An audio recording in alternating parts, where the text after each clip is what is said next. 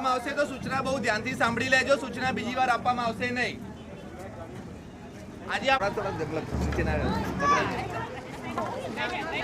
તમામ લોકો પોતાની જગ્યા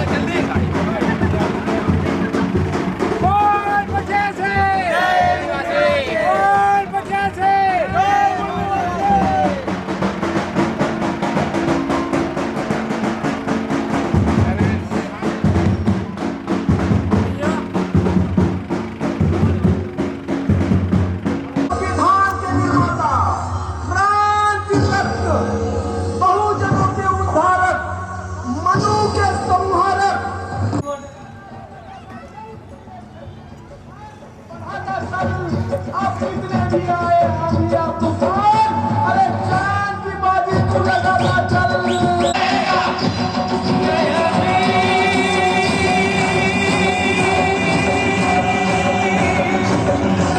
विद्यापति भारतीय संविधान के निर्माता, क्रांतिरत्न, बहुजनों के उद्धारक, मनु के संहारक, विश्व भूषण, पुत्र भूषण, क्रांति सूर्य, बोधिसत्व, परम पूज्य डॉक्टर बाबा साहब अंबेडकर जी की सवारी आ रही है।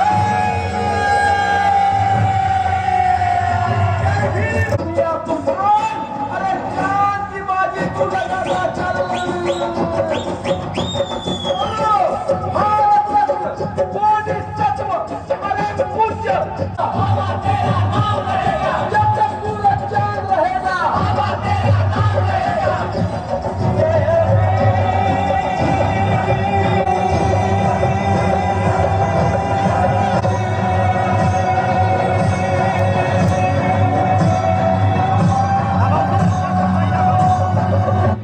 बहुजनों के उद्धारक, मनु के संहारक, विश्व भूषण, पुत्र भूषण, क्रांति सूर्य, वीर का नारा लगाता चल, नीले झंडे की शान बढ़ाता चल। अरे जय भीम का नारा लगाता चल, नीले झंडे की शान बढ़ाता चल। अब कितने भी आए आंधियां तूफान, अरे चांद की बाजी तू लगाता चल। भारत रत्न, बोधिसत्व, परम पूज्य डॉक्टर बाबा साहब अम्बेडकर जी की, जब तक पूरा चांद रहेगा,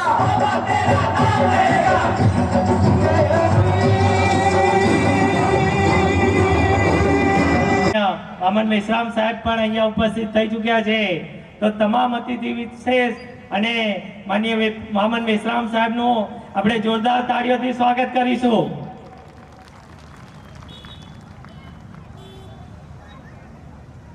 હવે આપણે સમય વધારે થઈ ગયો છે, તો વધારે સમય ના લેતા હું કલોલના વરિષ્ઠ કાર્યકર્તા બામસેબ અને બુદ્ધિસ્ટ ઇન્ટરનેશનલના માર્ગદર્શક એવા કલોલ તાલુકા યુનિટના માન્ય સીપીભાઈ વાઘેલા સાહેબને વિનંતી કરીશ કે તેઓ અહીંયા આવશે અને પોતાની ઉદ્ઘાટક સ્પીચ રજૂ કરશે.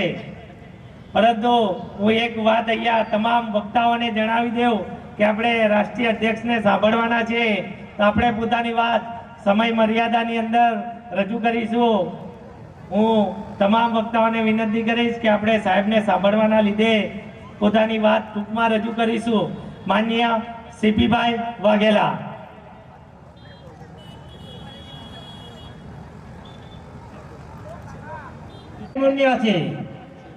સાથીઓ, અહીંયા આગળ વારંવાર ઘણી વખતે આપણે અહીંયા આગળ રાષ્ટ્રીય અધિવેશન તો એટલે જિલ્લા વાઇઝના પ્રોગ્રામો થતા જ હોય છે અને તમને ખબર બી છે. પણ એક મારું એ કહેવું છે કે આપણે ત્યાં આગળ 3 વિષયો જે રાખ્યા છે એ સુપરમાં સુપર છે. બીજું શું છે કે અમે જે 1 મહિનાની એકે એક સોસાયટી ફર્યા, પણ મને આમ થોડું એમ લાગવા માંડ્યું કે અહીંયા આગળ બધા જાગૃત થયા. જે પરિવર્તન માટે જો કરવાનું હોય તો પછી કેમ આમ ઓછી પબ્લિક હોવી જોઈએ? આને ગર્વથી આવવું જોઈએ, કારણ કે સાહેબ કન્ટિન્યુ એક દિવસ બી ઘર એમને જોયું નથી અને ફરતા ફરે છે અને એક આપણે એમની પાસે ટાઈમ માગીને અહીંયા આગળ પ્રોગ્રામ લઈએ છીએ. એટલે મને થોડા દુઃખ થાય છે, કેમ કે હું છેલ્લા 30 વર્ષથી આમાં કામ કરું છું અને આટલી પબ્લિક ઓછી લાગે છે મને. એટલે જરા તમે હવે જ્યારે બી પ્રોગ્રામ હોય ત્યારે વધારે ભાઈ બહેનો અને બધાને લઈને આવો. અને એક જ હું તમારે બીજી એક વાત કહેવા માગું છું કે હવે આ રાષ્ટ્રીય અધિવેશન, આ રાષ્ટ્રીય જે સંગઠન છે એ એકદમ મોટામાં મોટું થઈ ગયું છે, પહેલાં જેવું નથી. તમને કહું, કારણ કે હું બે વખત ગયો છું. એક મોહન ભાગવતના પુનાની અંદર જે નાગપુરમાં જે અમે પ્રોગ્રામ કર્યો ત્યાં આગળ એમનો ઘેરાવો કર્યો, ત્યાં 2.5 થી 3 લાખ સાહેબ મારા પબ્લિક એટલી બધી થઈ ગઈ હતી. એટલે હું કહું છું કે હવે તમારે એકે એક ઘરમાંથી બહાર નીકળવા જેવું છે. અને બીજું છેલ્લા જે 23ની અંદર 29 સપ્ટેમ્બરમાં અમે દિલ્હીની અંદર ગયા ચુનાવો ઘેરાવામાં, ત્યાં બી 3.5 લાખ પબ્લિક, અને સાહેબ મારા પોલીસ તો કંઈ ગણ્યા એવું નહીં, એટલી બધી મિલેટી બી એટલી બધી પબ્લિકને વરસાદ સાથે સાહેબ બી વરસાદની અંદર અને ભાષણ કર્યું. અને સાહેબ મારા તમે જોવો તો એટલી પબ્લિક, એટલે હવે છે ને એ આપણે જાગૃત થવાની જરૂર છે. અમે કલોલથી બી 35 જણા ગયેલા, નો ડાઉટ, પણ તમારે જાગૃત થવાની જરૂર છે ને આના વગર કોઈ વિકલ્પ નથી. કેમ કે જો આની જાતે તમે નહીં આવો તો તમારા બ્રાહ્મણવાદી સરકાર એક પછી એક 5000 વર્ષથી તમારો ગુલામ બન્યા છે, એ ગુલામ બનાવી રાખશે. પહેલા હું તમને આખું ડિટેલ કહું તો જ્યારે પહેલા આર્યો આવ્યા ત્યારે કેટલા લોકોને ગુલામ બનાવ્યા, એક પછી બધાને ગુલામ બનાવી દીધા, અને જેવી રીતે વળ પ્રથા બનાવી. એ પછીથી તથાગત ગૌતમ બુદ્ધ જે આપણા મૂળ નિવાસી રાજાઓ હતા એમને જન્મ લીધો, રાજાના છોકરા, અને એમને એક પછી એક બધા રાજ્યો 21 રાજ્યોને તૈયાર કર્યા, અને પછી 21 રાજ્યોની અંદર બૌદ્ધ સ્થાપિત કર્યું. કેમ કે એમને જે સત્તા હાંસલ કરી છે તો બૌદ્ધ ધર્મ સ્થાપિત થઈ ગયો. હવે સત્તા તો એ લોકો વિચારવા મળ્યા કે આપણું હવે ગયું, અને આપણે હવે કોઈ દેશ ઊંચા નહીં આવી શકીએ, અને આપણે આમની ગુલામી કરવી પડશે. એટલે વિદેશી બ્રાહ્મણોએ શું કર્યું, પુષ્યમિત્ર શુંગ નામના માણસે સૈનિકની અંદર ભરતી થઈને અને પછી એ સેનાપતિ બન્યો, અને પછી એક પછી એક 21 રાજાઓ આપણા જે ભારત દેશના હતા, એક પછી એક, એટલે તમને કહે તો ભણાવવામાં આવે છે કે 21 નક્ષત્રે કર્યું 21 વખતમાં. એ આ 21 રાજાઓને એક પછી એક નક્ષત્ર, અને પછી એ લોકો રાજ સત્તા ઉપર બેઠા, અને હજુ બી એ લોકો રાજ ઉપર છે. ભારત દેશ આઝાદ થયો તોય. એટલે મારું એ કહેવું છે કે જ્યાં સુધી સત્તા તમારી પાસે નહીં આવે ત્યાં સુધી તમે આઝાદી લઈ શકો. એટલે સત્તામાં ફક્ત ને ફક્ત આપણા મૂળ નિવાસીની હોવું જોઈએ તો જ મજા આવશે. એટલે શું છે, ભારત દેશની અંદર જો એક જ પહેલા નંબરનું સંગઠન RSS અને બીજા નંબરનું BAMSEP, એના અંદરના 60 યુનિટો છે, તો તમે આની અંદર જોડાઈ જશો તો તમારું કાલે જ હું કહું છું કે તમે સત્તા પરિવર્તન થઈ જશે. અને અહીંયા આગળ વિષયમાં બી એ જ કીધું છે કે પરિવર્તન સભા એટલે તમારા વિચારોની પરિવર્તન કરવાનું છે. જે જૂના જમાનાના અને ગુલામીના જે વિચારો એ બધા કાઢી નાખો, અને તમે હવે સત્તા પરિવર્તન કરવા માટેના હવે વિચારો કરો, અને એક થઈને સંપીને એક જ સંગઠન સાથે બધા અલગ અલગ સંગઠનોમાં પણ લઈ જાય, એક ઉત્તર આવી જાઓ તો આપણે બહુ વાર નહીં લાગે આઝાદી લેતા. જય ભીમ, જય મુનિયાજી. બીજા વક્તાઓને મળે ચાન્સ એટલા માટે હું જાઉં છું. જય ભીમ. ખૂબ ખૂબ આભાર માનનીય સીપીભાઈ વાઘેલા સાહેબનો. આજે જે પરિવર્તન સભા અહીંયા આયોજિત કરવામાં આવી છે તેના વિષય રાખવામાં આવે છે, જે હું જણાવી દઉં કે જેથી આપણા વક્તાઓ એ વિષય ઉપર વાત કરે તો વધારે સારું રહેશે. विषय છે बुद्धा के समय में भिक्षु संघ का सामूहिक नरसंहार क्यों हुआ, एक गंभीर चर्चा. दूसरा विषय है हमारे लोगों की औकात कितनी है, वो आपस में लड़ सकते हैं उतनी है, लेकिन अपने दुश्मन को आइडेंटिफाई करके संगठित होकर उसके खिलाफ लड़ने की नहीं है. एक महामंथन. मेरे नाम की जय जयकार मत करो, लेकिन मैंने जिस मकसद के लिए सारी जिंदगी लगाई उस मकसद को पूरा करने के लिए जान की बाजी लगा दो. ये सेंटेंस जो बाबा साहब अम्बेडकर ने कहा था वो एक विषय यहाँ पर रखा गया है.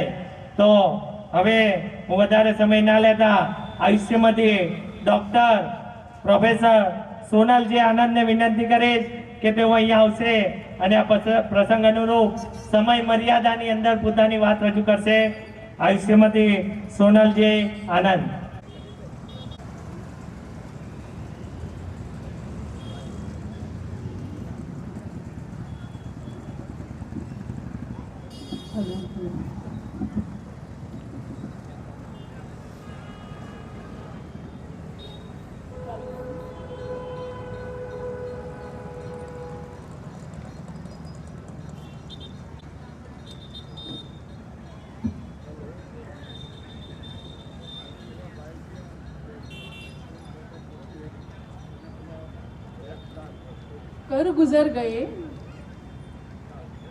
कर गुजर गए वो भीम थे, दुनिया को जगाने वाले वो भीम थे.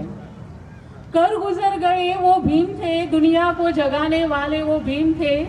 हमने तो इतिहास पढ़ा है यारो, हमने तो सिर्फ इतिहास पढ़ा है यारो, पर इतिहास को बनाने वाले मेरे भीम थे. A very very good evening to one and all present over here. This is Sonal Anand. A warm welcome to the distinguished guests, speakers, and my dearest ladies and gentlemen. Today we all are gathered here to celebrate 134th birth anniversary of Dr. Bhimrao Ramji Ambedkar. Dr. Baba Saheb was a powerful leader, a prolific politician, social reformer, women emancipator, and a razor-sharp intelligence. So today, in this auspicious occasion, a warm welcome to all of you. ભારતના એક બાહોશ, નીડર અને વરિષ્ઠ પત્રકાર એવા રવીશ કુમાર, બધા એમનું નામ જાણતા જ હશે. રવીશ કુમાર એવા પત્રકાર છે કે જેને વિશ્વનો જે પ્રેસ્ટિજિયસ એવોર્ડ માનવામાં આવે છે, રેમન મેક્સેસે એવોર્ડ, એમને મળેલો છે એમની શ્રેષ્ઠ પત્રકારિતા માટે. રવીશ કુમારે એક સંબોધનમાં કહેલું कि डॉक्टर बाबा साहेब होने का मतलब क्या? डॉक्टर बाबा साहेब कौन है? तो डॉक्टर बाबा साहेब होने का मतलब है हजारों लाखों की भीड़ में अकेले खड़ा होना. डॉक्टर बाबा साहेब का मतलब है निर्भय होना. आ छे रवीश कुमारना शब्दों. સાઉથ આફ્રિકાના એક સમયના પ્રેસિડેન્ટ હતા નેલ્સન મંડેલા. નેલ્સન મંડેલાએ પણ કહેલું કે જો ભારતમાંથી કોહિનૂર હીરો અથવા તો ડૉક્ટર આંબેડકર આ બેમાંથી એકની પસંદગી કરવામાં આવે તો હું ડૉક્ટર આંબેડકરને પસંદ કરું. યુનિવર્સિટી ઓફ શિકાગોના એક પ્રોફેસર છે,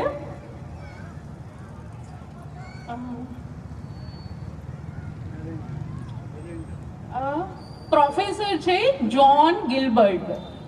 જ્હોન ગિલબર્ટે એક અભ્યાસ કરેલો અને એ અભ્યાસમાં 1789 પછીના જેટલા પણ દુનિયાભરના બંધારણ લખવામાં આવેલા છે એ બંધારણનું કેટલું આયુષ્ય એના ઉપર એમણે સ્ટડી કરેલો અને એ સ્ટડી પરથી એ તારણ પર આવેલા કે મોટા ભાગના દેશોનું બંધારણ ટકેલું 17 વર્ષ, 18 વર્ષ, 19 વર્ષ અને 20 વર્ષ. માત્ર અને માત્ર ભારત જ એક એવો દેશ છે કે જેનું બંધારણ છેલ્લા 75 વર્ષથી અડીગમ છે અને જેનો શ્રેય માત્ર અને માત્ર જાય છે કોને જાય છે? ડોક્ટર ભીમરાવ રામજી આંબેડકરને જાય છે. ભગતસિંહ, જેમને 23 વર્ષે ફાંસી આપવામાં આવેલી. ભગતસિંહે એક વખત કહેલું કે જો હું જીવિત રહું, જો મને ફાંસી આપવામાં ના આવે તો હું મારું શેષ જીવન છે એ બાબા સાહેબના મિશનની પાછળ હું વ્યતીત કરીશ. ઓક્સફર્ડ યુનિવર્સિટીએ એક સર્વેક્ષણ કરેલું અને એ સર્વેક્ષણનું ટાઇટલ હતું ધ મેકર્સ ઓફ યુનિવર્સ. ફરીથી રિપીટ કરું છું, એ સર્વેક્ષણનું ટાઇટલ હતું ધ મેકર્સ ઓફ યુનિવર્સ. એટલે આ કોઈ રાજ્યના નહીં, કોઈ દેશના નહીં, કોઈ વિશ્વના નહીં, પણ બ્રહ્માંડને પરિવર્તિત કરનાર માણસોનું એક લિસ્ટ તૈયાર કરવામાં આવવાનું હતું અને એમાં બાબા સાહેબને બ્રહ્માંડને પરિવર્તન કરનાર વ્યક્તિઓમાં ચોથું સ્થાન આપવામાં આવેલું, જે ભારતીયો માટે ખૂબ જ ગર્વ લેવા જેવી બાબત છે. કારણ કે ભારતીયો માટે બાબા સાહેબ આંબેડકર એટલે દલિતોના નેતા. ભારતીયો માટે બાબા સાહેબ એટલે માત્ર અને માત્ર સંવિધાનના હેડ, સંવિધાનને બનાવનારના. બાબા સાહેબ માત્ર એ નહોતા. એક ખૂબ જ પોપ્યુલર એકેડેમી છે ખાન એકેડેમી અને એમના જે ફાઉન્ડર છે ખાન સર. ખાન સરે ઓનલાઈન લેક્ચર્સ પણ લે છે ને ઓફલાઈન લેક્ચર્સ પણ લે છે. તો એમના ઓનલાઈન લેક્ચર્સ દરમિયાન ખાન સરે એકવાર કહેલું કે બાબા સાહેબનો વિરોધ કરવો મતલબ મોઢું આકાશ પર રાખીને ફૂંકવું. સમજાય તેને વંદન. ખાન સાહેબે એ પણ કહેલું કે જો મને મોકો મળે તો બાબા સાહેબને હું માનવ નહીં, વિશ્વ માનવ નહીં, પણ બાબા સાહેબનો હું એક અવતાર ઘોષિત કરું. આ હતા આપણા મહાન ડૉક્ટર બાબા સાહેબ આંબેડકર. ભારતના સૌથી યંગેસ્ટ આઈપીએસ ઓફિસર સાફિન હસન, એમણે પણ બાબા સાહેબના જન્મ જયંતિ નિમિત્તે એક કાર્યક્રમમાં એમને બોલાવવામાં આવેલા. તો સાફિન હસન સરનું કહેવું હતું કે બાબા સાહેબની જો સાચા અર્થમાં તમારે ભક્તિ કરવી હોય, જો ખરેખર તમારે બાબા સાહેબને માનવું હોય, તો એ જેવું જીવ્યા, જેટલું જીવ્યા એનું જો તમે ભાગનું પણ જીવો ને તો એમની એ સાચી ભક્તિ ગણાશે. આ હતા સાફિન હસન સર. ડૉક્ટર બાબા સાહેબ આંબેડકરે એક બુક લખેલું અને બુકનું ટાઇટલ હતું waiting for a visa. Waiting for a visa. એ બુકને બાબા સાહેબની સેમી ઓટોબાયોગ્રાફી પણ માનવામાં આવે છે. એ waiting for a visa Columbia યુનિવર્સિટીની સિલેબસના એઝ અ ટેક્સ્ટ બુક ભણાવવામાં આવે છે. તો આ છે આપણા મહાન બાબા સાહેબ આંબેડકર.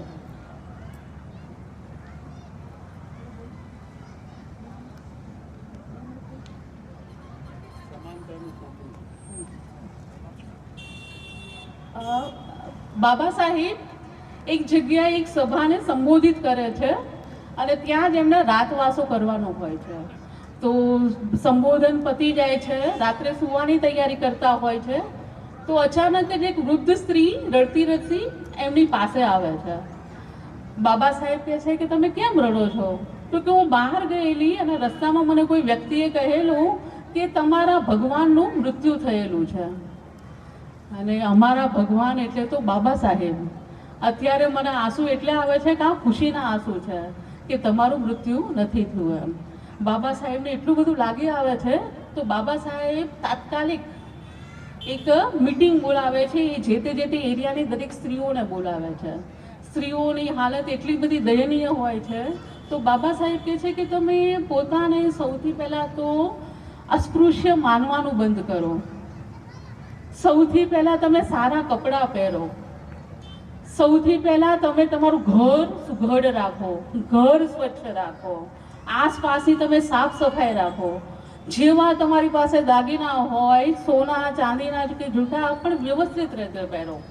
સવર્ણ સ્ત્રીઓ જે પ્રકારે પદ્ધતિસર સાડીઓ પહેરે છે એ પ્રકારે સાડીઓ પહેરો. તમે કેમ પોતાની જાતને ઉતરતી કક્ષાની માનો છો?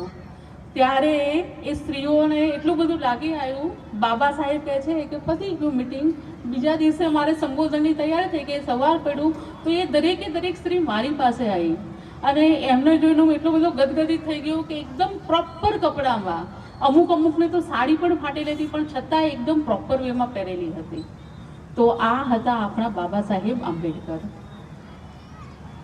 એકચ્યુઅલી હું પ્રિપેર તો ઘણું બધું કરીને આવી છું, એટલીસ્ટ 20-25 મિનિટ્સનું, પણ કહેવામાં આવ્યું છે કે તમારી સ્પીચ થોડી ટૂંકાવો.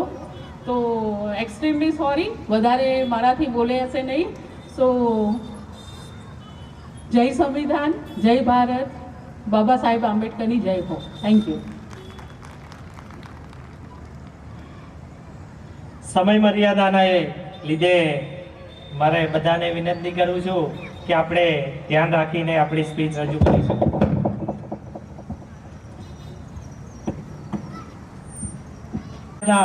આયુષ્યમતી રમીલાબેન ચૌહાણ, રાષ્ટ્રીય મૂળ નિવાસી મહિલા સંઘ, તેઓને વિનંતી કરીશ કે સમય મર્યાદાને ધ્યાનમાં રાખી પોતાની વાત રજૂ કરશે. આયુષ્યમતી રમીલાબેન ચૌહાણ.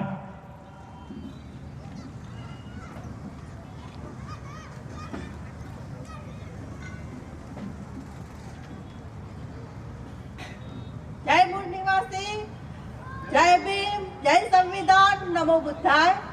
અહીંયા આપણી બુદ્ધની ભૂમિ ભારત, એના રાજ્ય ગુજરાતમાં અને ગુજરાતના તાલુકા ક્રાંતિકારી તાલુકા કલોલમાં હું મેશ્રામ સાહેબ અને મંચસ્થ સભી લોકોનું હું ખૂબ ખૂબ સહેદિલથી અભિવાદન કરું છું. અને જે સભામાં બેઠેલા તમામ મારા કલોલના તથા આજુબાજુના સર્વ મૂળ નિવાસી ભાઈઓ બહેનોને આજે આંબેડકર જયંતિની પૂર્વ સંધ્યાએ સૌને આંબેડકર જયંતિની હું શુભેચ્છા પાઠવું છું. જય ભીમ, નમો બુદ્ધાય.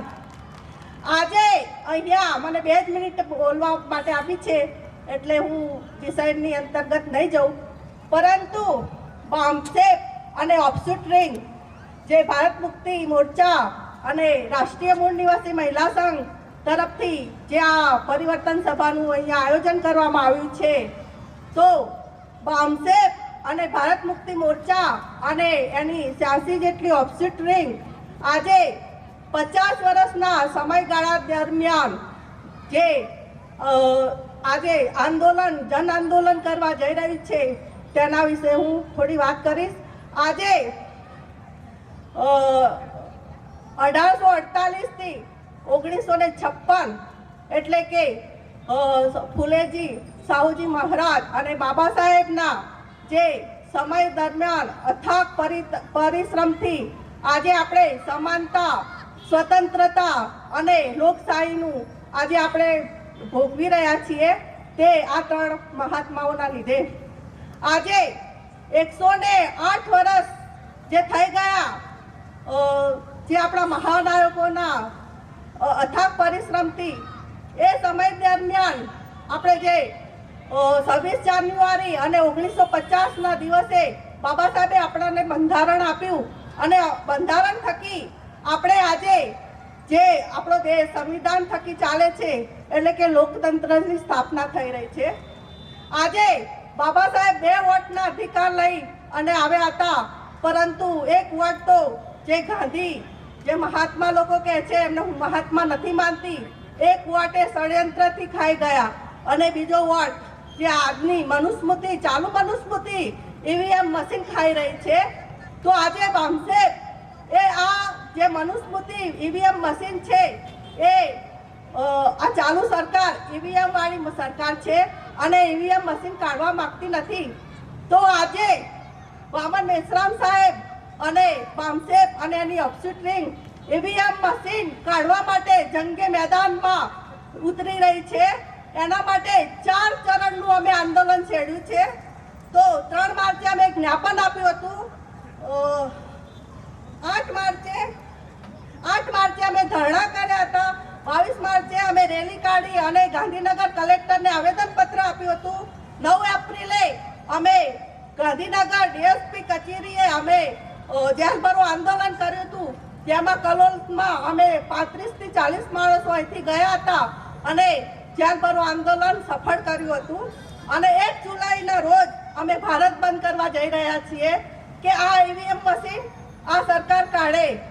અને આ જે આંદોલન 4 ચરણનું 5 ચરણનું અમે આંદોલન છેડ્યું હતું, એનો મુખ્ય ઉદ્દેશ હતો કે જે અમિત શાહે જે સંસદની અંદર બાબા સાહેબનું અપમાન કર્યું હતું અને કહ્યું હતું કે જય ભીમ કરો છો, એના કરતા ભગવાનનું નામ દીધું હોત ઈશ્વરનું તો તમારું કલ્યાણ થાત.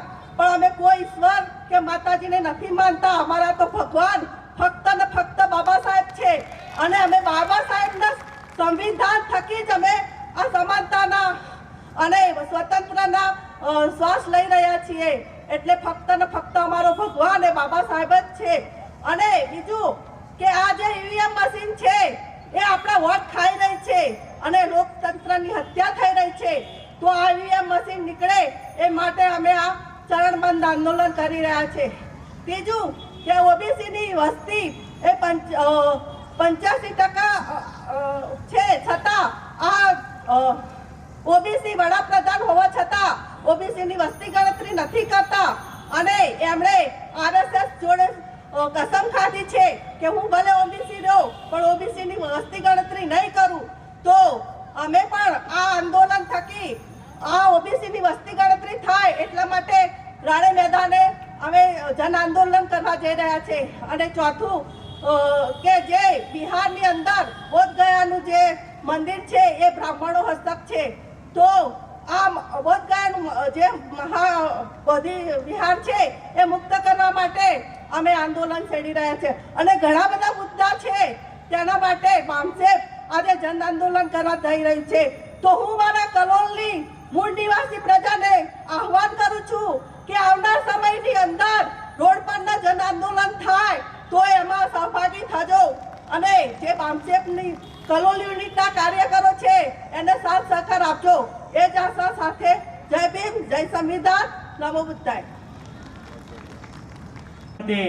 રમીલાબેનનો હવે વધારે સમય ના લેતા હું રાષ્ટ્રીય મૂળ નિવાસી મહિલા સંઘના સુમિત્રાબેન વણકરને વિનંતી કરીશ કે તેઓ આવશે અને પોતાની વાત રજૂ કરશે.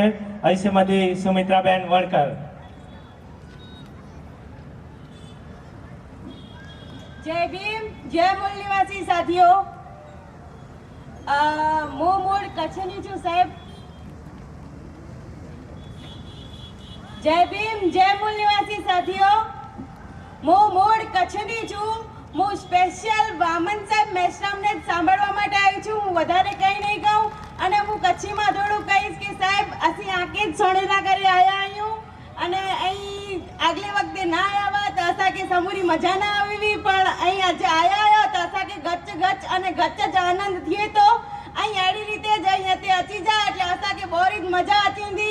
અને ॿियो ई चवणु मॻां थी કે અહીં કચ્છ में પણ वञिजा त असांखे कच्छ जे माण्हू खे पण બોરી મજા अचींदी.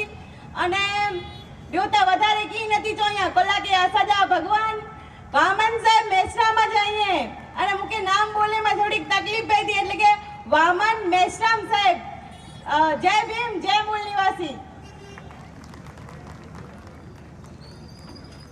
ખૂબ ખૂબ આભાર આયુષ્યમતી સુમિત્રાબેન વણકરનો.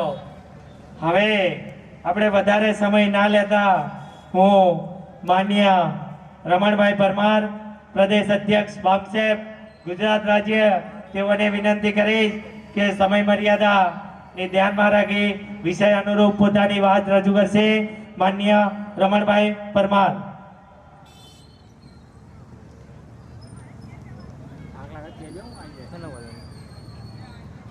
धन्यवाद संचालक महोदय,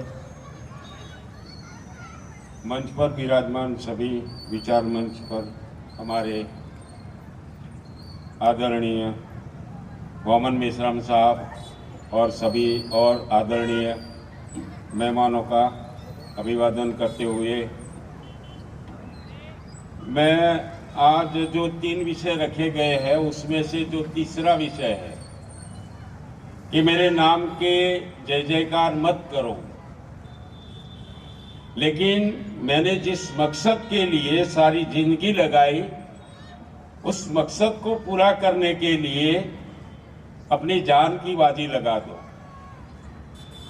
कौन सा मकसद लेकर बाबा साहब चले थे, क्या हम जानते हैं?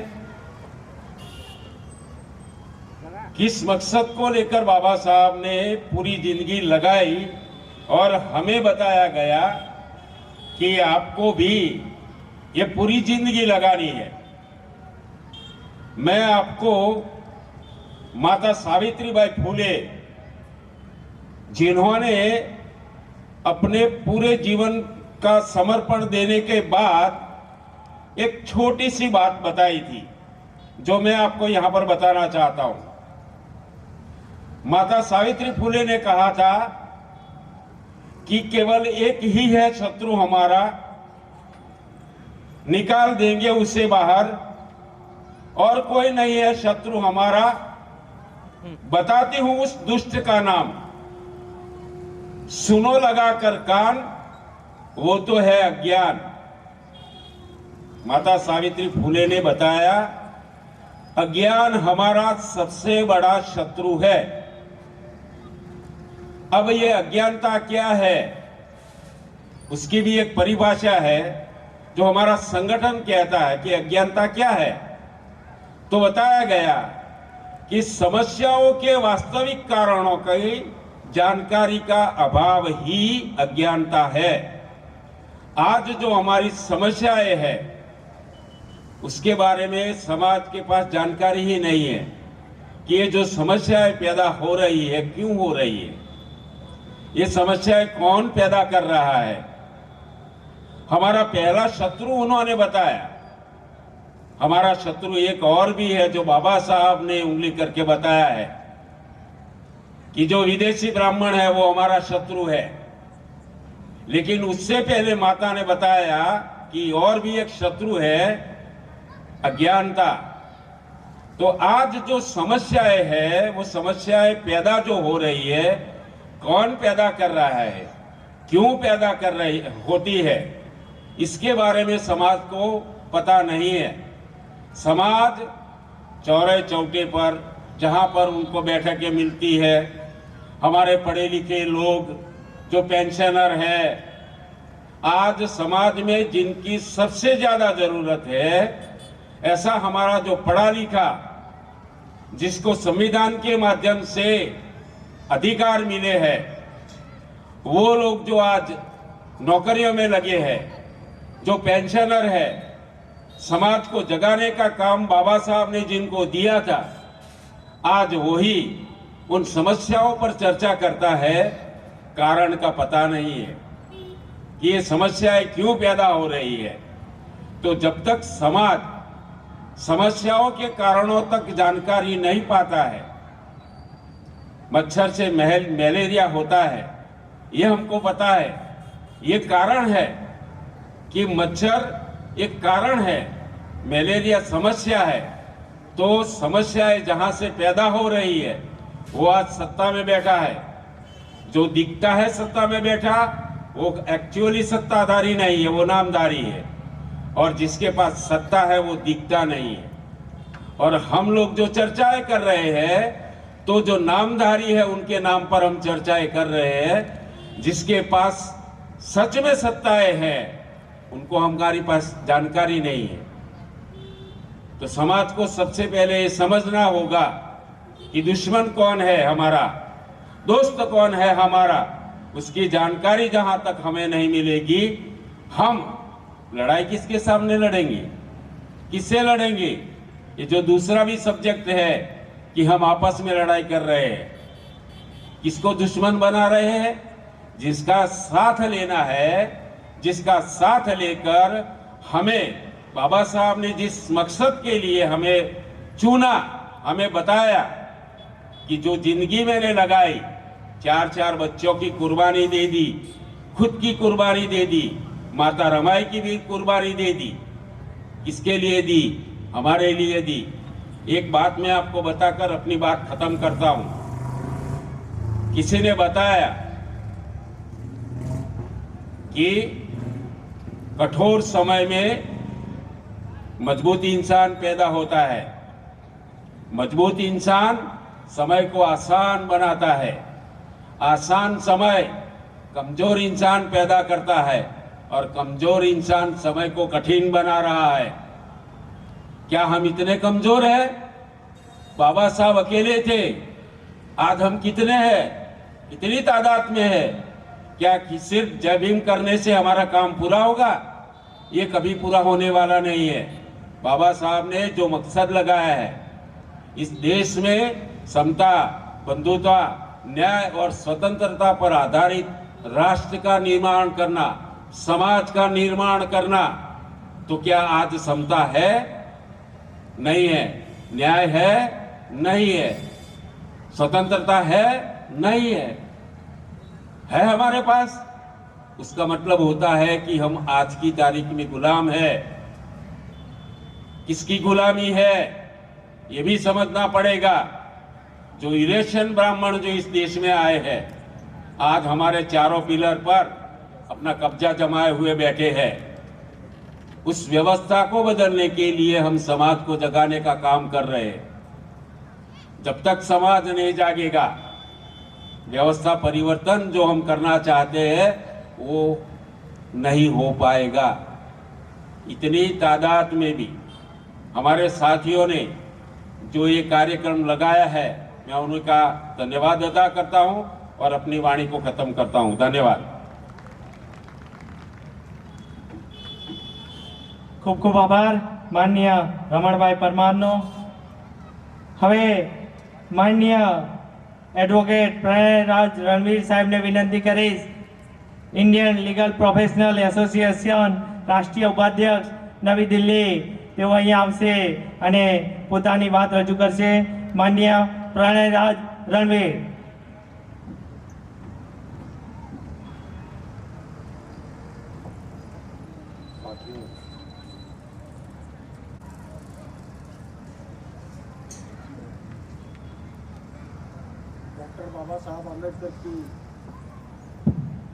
डॉक्टर बाबा साहब आम्बेडकर के जन्म जयंती के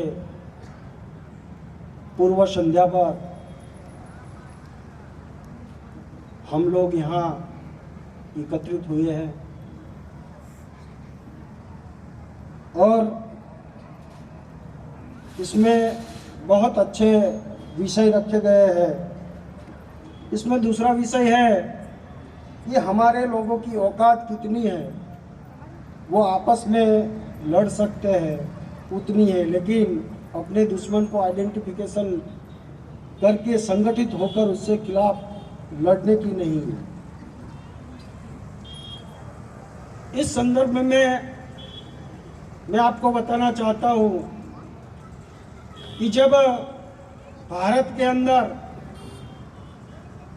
सम्राट अशोक का शासन खत्म हुआ, उसके बाद मनुस्मृति के आधार पर 4 वर्णों का निर्माण हुआ, ब्राह्मण, क्षत्रिय, वैश्य और शूद्र। इस 4 वर्णों के अंदर 6743 जातियों का भी निर्माण हुआ था। जब हमारे लोगों को, हमारे महापुरुष लोगों को अवसर मिला, मौका मिला,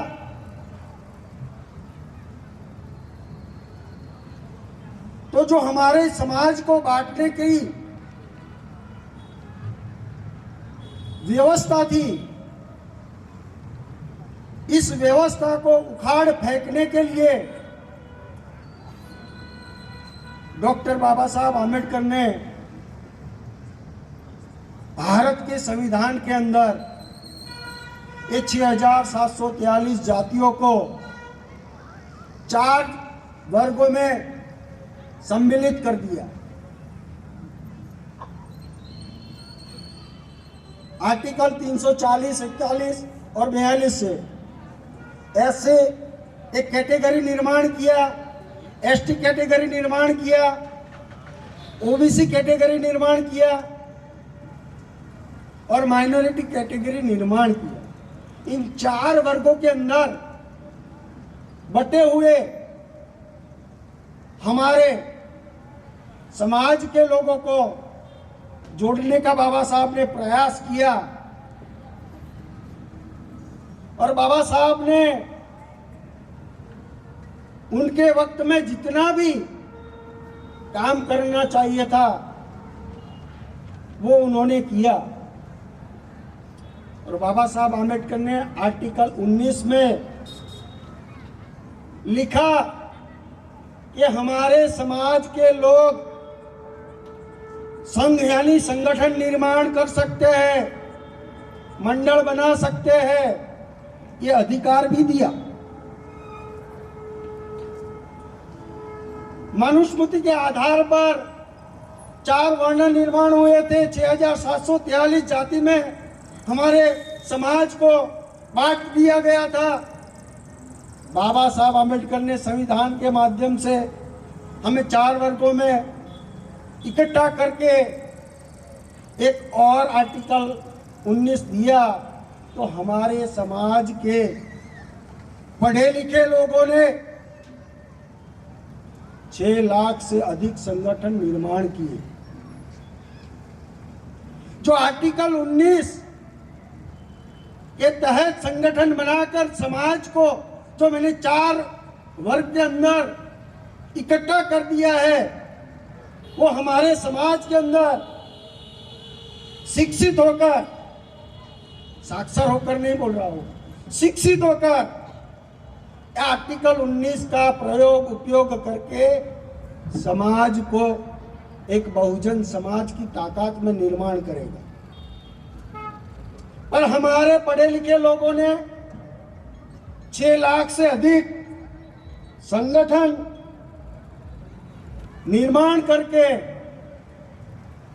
हमारे दुश्मनों ने जो हमें 6743 जाति के टुकड़ों में बांट दिया था, उनसे अधिक टुकड़ों में हमारे लोग बट गए।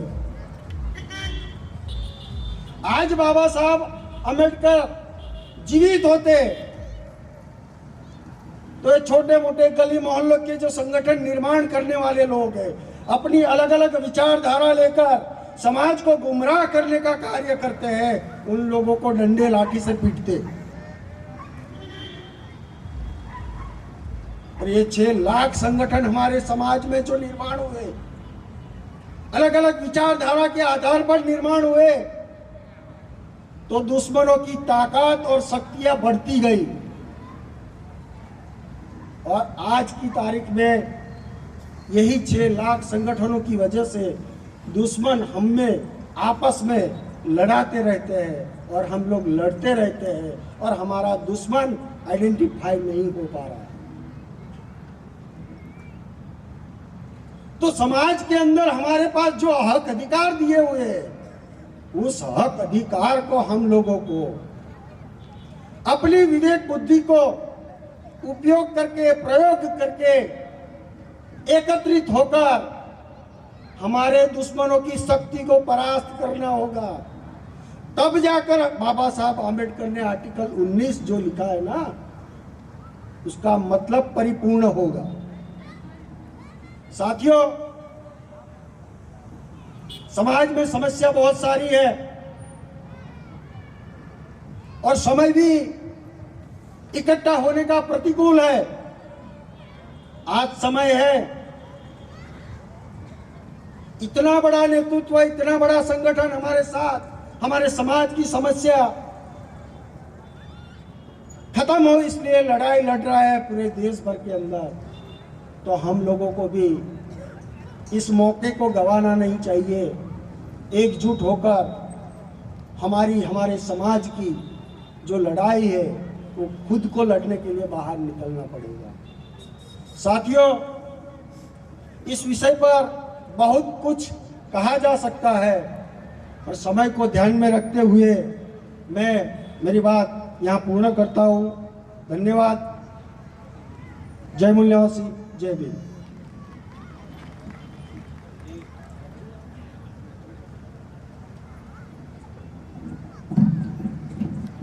કે તેમણે સમય મર્યાદામાં પોતાની વાત રજૂ કરી। હવે વધારે સમય ના લેતા હું આયુષ્યમતી નિશાબેન મેશ્રામ સાહેબ, રાષ્ટ્રીય મૂળ નિવાસી મહિલા સંઘ, તેઓને વિનંતી કરીશ કે તેઓ અહીંયા આવશે અને પોતાની વાત રજૂ કરશે। આયુષ્યમતી નિશાબેન મેશ્રામ।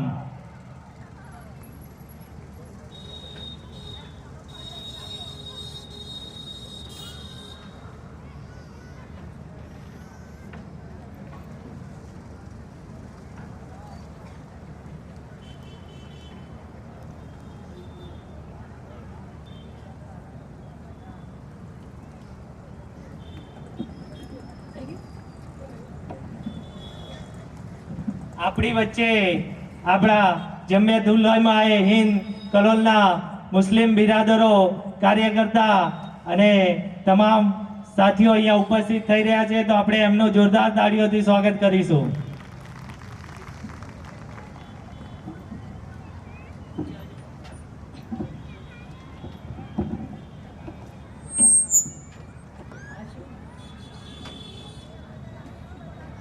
हेलो हेलो, बोल 85,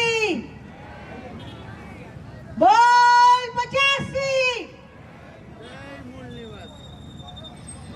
आज रोज भारत मुक्ति मोर्चा और राष्ट्रीय मूल्यवासी महिला संघ का डॉक्टर बाबा साहब आम्बेडकर की 134वीं जन्म जयंती निमित्त गांधीनगर की जिला स्तरीय कार्यक्रम परिवर्तन सभा आज कलोल में होने जा रही है और आयोजकों ने जो आयोजन किया है और मुझे बोलने के लिए जो मौका दिया उसके लिए मैं आप सभी का धन्यवाद करती हूँ। बहुत भारी संख्या में आप सब यहाँ पर उपस्थित हो तो मैं बाबा साहब आम्बेडकर को नमन करते हुए मैं अपने वाणी को मैं कहना चाहूँगी कि रुतबा मेरे सर को तेरे संविधान से मिला, रुतबा मेरे सर को तेरे संविधान से मिला, ये मान, ये सम्मान, ये स्वाभिमान मुझे तेरे संविधान से मिला। लोगों को तो मिला होगा मुकद्दर से, मुझे तो मुकद्दर भी तेरे संविधान से मिला। मेरे बाबा साहब आम्बेडकर, हमारे सभी प्यारे बाबा साहब आम्बेडकर के हम लोग अनुयायी हैं। मैं सभी लोगों को एक बात कहना चाहती हूँ कि बाबा साहब आम्बेडकर ने बहुत ही संघर्ष किया, हम सभी लोग जानते हैं। लेकिन मैं अपने युवा वर्ग को, अपने भाइयों को, अपने बच्चों को मैं जब देखती हूँ तो मैं उनको पूछती हूँ कि भाई क्या कर रहे हो, तो वो बोलता है पैसे की कमी थी इसके कारण मैं पढ़ नहीं पाया। परमार अंकल, पैसों की कमी थी इसके कारण मैं पढ़ नहीं पाया। तो जब मैं उसके मुंह की तरफ देखती हूँ तो उसके मुंह में तम्बाकू होता है, गुटखा होता है, गुजरात के लोग मावा खाते हैं। तो मैं जब उसको पूछती हूँ कि भाई ये जो मावा है, ये तम्बाकू है, ये जो तू गुटखा खा रहा है वो कितने का होगा, कम से कम 5 रुपया और ज्यादा से ज्यादा 25 रुपये का। तो ये दिन का तू कितना खाता है, दिन का तू कितना खाता है? तो बोलता है कि 2 या 3 हो जाते हैं। मतलब तेरे पास 25 रुपया है, 50 रुपया है, 75 रुपया है, 100 रुपया दिन का खर्चा करने का हो जाता है और तू पढ़ाई नहीं कर पाता। बाबा साहब आम्बेडकर जब लंदन के अंदर पढ़ने के लिए गए थे तब बाबा Saheb Ambedkar thesis of rupees के बारे में वो पीएचडी करना चाहते थे। तब लाइब्रेरियन ने भीमराव अंबेडकर जी को कहा, अरे भीमराव, एक किताब आई है, रद्दी है, वो किसी काम की नहीं है लेकिन तेरे काम की है। तो बाबा साहब आम्बेडकर के पास 3.5 रुपये थे, 3.5 रुपये थे। मैंने आपकी किताब पढ़ी थी एम के परमार साहब, उसमें से मुझे ये थोड़ा सा जानकारी मिली। तो बाबा साहब आम्बेडकर के पास सिर्फ 3.5 रुपये थे और उस किताब की कीमत 3.25 रुपया था। अब 3.25 रुपये में बाबा साहब आम्बेडकर को वो किताब खरीदनी है और पूरा महीना उनको गुजारना होता था। तो बाबा साहब आम्बेडकर ने क्या किया, उन्होंने अपना पूरा महीने का जो खर्च था उसको ध्यान में न रखते हुए वो किताब परचेज कर लिया, खरीद लिया और प्रॉब्लम ऑफ रूपीस के बारे में बाबा साहब आम्बेडकर ने ग्रंथ लिखा। और पूरे महीने बाबा साहब आम्बेडकर ने बिना खाए, खाना नहीं खाया, पानी से अपना पूरा महीना गुजारा किया। और हमारे बच्चे, पढ़े लिखे बच्चे क्या बोलते हैं, मावा खाते हैं।